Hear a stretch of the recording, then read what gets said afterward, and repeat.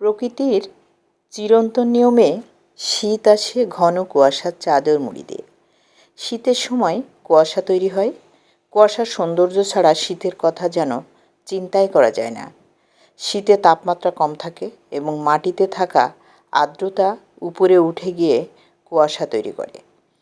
পৃথিবীর সর্বাধিক কুয়াশাচ্ছন্ন স্থান হল নিউ ফাউন্ডল্যান্ডের গ্র্যান্ড ব্যাংকস, যেখানে উত্তর দিক থেকে আসা শীতল ল্যাব্রাডর প্রবাহ ও দক্ষিণ দিক থেকে আসা অপেক্ষাকৃত উষ্ণ গালফ প্রবাহ মিলিত হয়।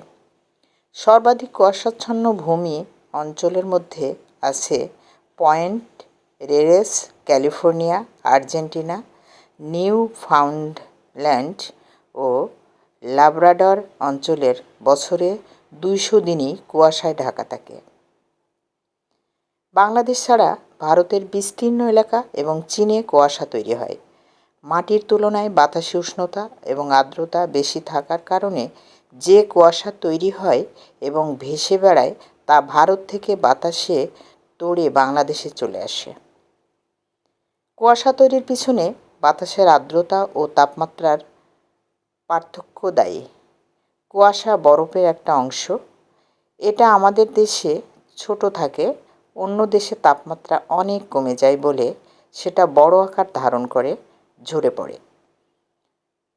কুয়াশার কারণে সূর্যের কিরণ ঢুকতে পারে না, তাই তাপমাত্রা কম থাকে এবং শীত অনুভূত হয়। তাছাড়া সূর্যের কিরণ গাছপালা পৌঁছাতে না পারার পাতায় পাতায় সালোক সংশ্লেষণের পরিমাণও কমে যায়। এতে চারিদিকে গাছপালা পুষ্টি কম পায় এবং গাছের খাদ্য কম পরিমাণে তৈরি হয়। অন্যদিকে একই কারণে অক্সিজেনের উৎপাদনও কমে যায়।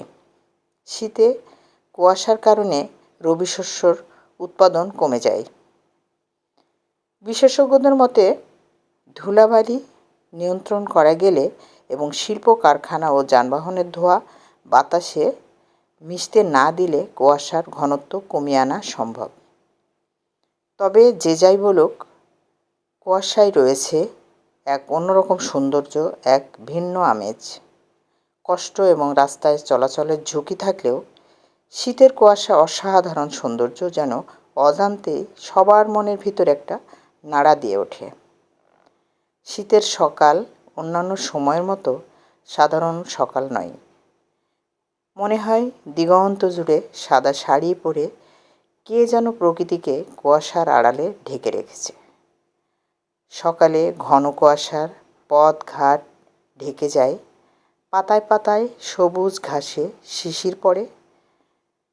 বাড়ির উঠানে কিংবা একটু দূরে একত্রে জড়ো হয়ে শীতের প্রকোপ থেকে রেহাই পায়।